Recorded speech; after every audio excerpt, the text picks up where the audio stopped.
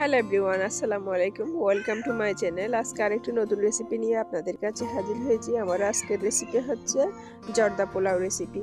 তো আজকে আমি জর্দা পোলাও রেসিপি করে আপনাদেরকে দেখাবো। তো দেখতে থাকুন আমার রেসিপি। তো এখানে আমি একটা পরিষ্কার পাত্র নিয়ে নিয়েছি। এতে আমি চাউল দিয়ে দিচ্ছি 1.5 কাপ পরিমাণ, এবং এটা আমি ভালো করে ধুয়ে পরিষ্কার করে নিব। যতক্ষণ না স্বচ্ছ পানি বের হচ্ছে ততক্ষণ আমি এটা ধুয়ে নিব। এখানে আমি চিনি গুঁড়া পোলাও চাল ব্যবহার করেছি। আর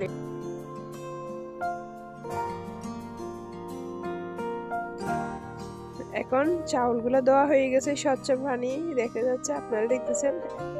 তো এই পর্যায়ে আমি এটা আধা ঘন্টার জন্য ভিজতে দিব।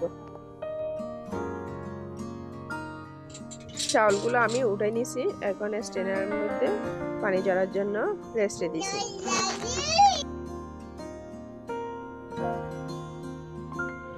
আমি একটা পাতিলে পানি নিয়ে নিয়েছি।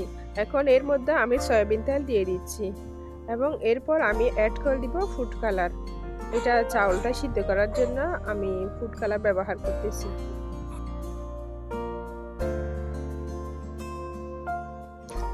ফুড কালার দিয়ে আমি ভালো করে মিক্স করে নিচ্ছি। এরপর আমি চুলাটা অন করে দিব।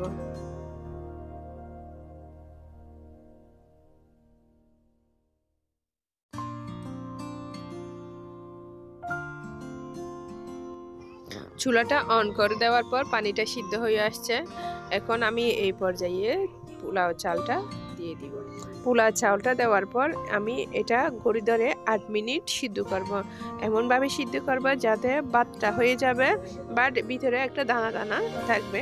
এই পর্যায়ে আমি এটা ঢেলে নিব।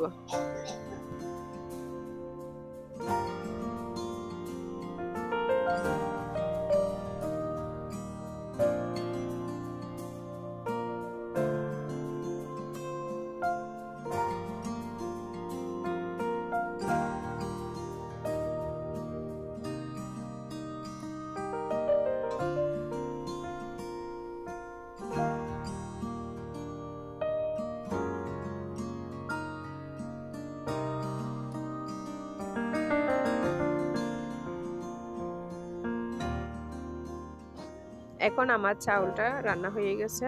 এখন আমি এটা ঢেলে আবারও পানি ঝরতে দেব। আর এদিকে আমি চুলায় একটা ফ্রাই প্যান বসাই দিচ্ছি। এটা ফ্রাই প্যান গরম হওয়ার জন্য আমি ওয়েট করতেছি, শুকিয়ে আসার জন্য। ফ্রাই প্যানটা যখন শুকনো হয়ে আসছে, এখন আমি এর মধ্যে ঘি দিয়ে দিচ্ছি। আপনারা দেখতেছেন পরিমাণ মতো ঘি। এখানে আমি চাইলে সয়াবিন তেল আর ঘি মিক্স করে রান্না করতে পারতাম, বাট আমি শুধু ঘি দিয়ে রান্না করতেছি। আপনারা চাইলে ঘি তেল মিক্সে রান্না করতে পারবেন, কোনো সমস্যা নাই।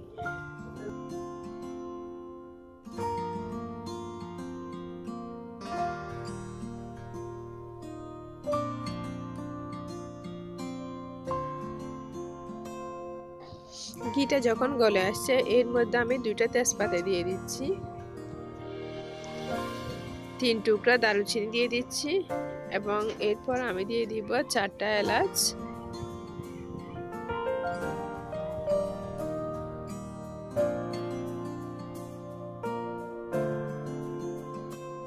এলাচ দিয়ে দিয়েছি। এরপর আমি দিব রং।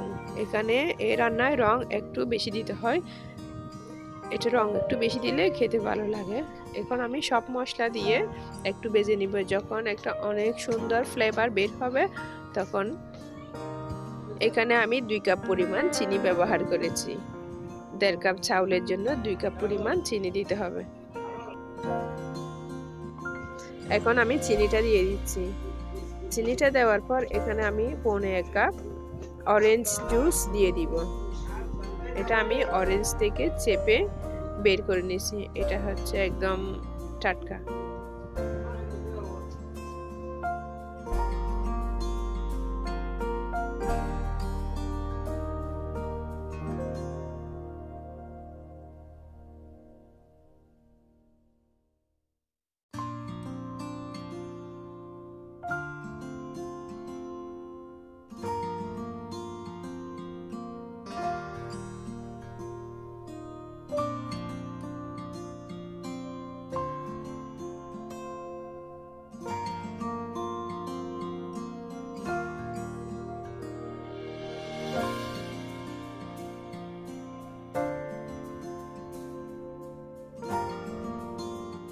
চিনিটা ভালো করে মিক্স করে নিতে হবে নেড়েচেড়ে। এখন চিনিটা মিক্স করা হয়ে গেছে, এখন আমি চালটা দিয়ে দিব। এখন আমি পানি ঝরতে দেওয়া চালটা এর মধ্যে দিয়ে দিচ্ছি।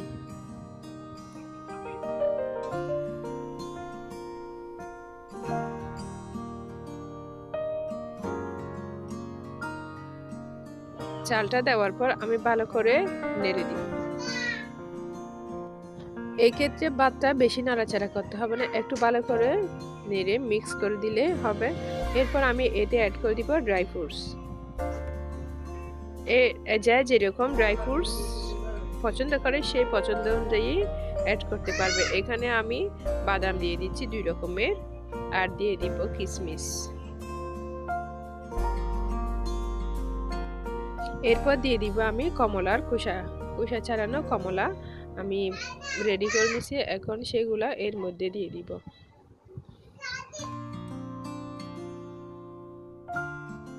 এই ড্রাই ফ্রুটসগুলা দেওয়ার পর আমি এটা ভালো করে নেড়ে দিব। এটা নেড়ে ছেড়ে দেওয়ার পর আমি আরো 10 মিনিটের জন্য এটা দমে দিয়ে দিব, যাতে চাউলটা ভিতর থেকে ভালো করে ফুটে যায়। আর এটা যে আমি এখানে অফ ক্যামেরায় 4 টেবিল চামচ আমি পানি ব্যবহার করেছি, সেটা স্কিপ করেছি, আপনাদেরকে দেখাইতে পারি নাই, মিস্টেক হয়ে গেছে। তো এখন আমি এটা ডেকে আরো 10 মিনিট রান্না করব। এখন এর মধ্যে আমি একটু লবণ দিয়ে দিচ্ছি। আমি মিষ্টি খাবারে সবসময় একটু লবণ দেওয়ার চেষ্টা করি, না হয় আমার ভালো লাগে না। আপনাদের চাইলে আপনারা দিতে পারেন, না চাইলে স্কিপ করতে পারেন। তো এটা আমি এখন নেড়েচেড়ে ডেকে তারপর ফাইনাল লুক নিয়ে আপনাদের কাছে আবার। এখন আমার রান্না প্রায় হয়ে গেছে, এখন আমি আপনাদেরকে দেখাবো। এখন আমি আমার রান্নাটা চুলা থেকে নামিয়ে ফেলছি, এখন পরিবেশনের পালা। এখন আপনাদেরকে আমি পরিবেশন করে দেখাচ্ছি। এখন আমি রাইসটা একটা প্লেটে উঠাই নিয়েছি। তো এখন আমি এটা আস্তে আস্তে ডেকোরেশন করে নিব। তো আমার চ্যানেলের রেসিপিটা আপনাদের কেমন লেগেছে সেটা অবশ্যই কমেন্ট করে জানাবেন। আর আপনারা যদি নতুন দর্শক হয়ে থাকেন প্লিজ সাবস্ক্রাইব করে পাশে থাকবেন। যদি ভালো লাগে আমার রেসিপি একটা লাইক করবেন। আর আমার যদি কোনো ভুল ত্রুটি থাকে, আমার রান্নাটা আপনাদের কেমন লাগতেছে সেটা অবশ্যই কমেন্ট করে জানাবেন। তো সবাই ভালো থাকবেন, সুস্থ থাকবেন, আর আমাদের জন্য দোয়া করবেন। আসসালামু আলাইকুম।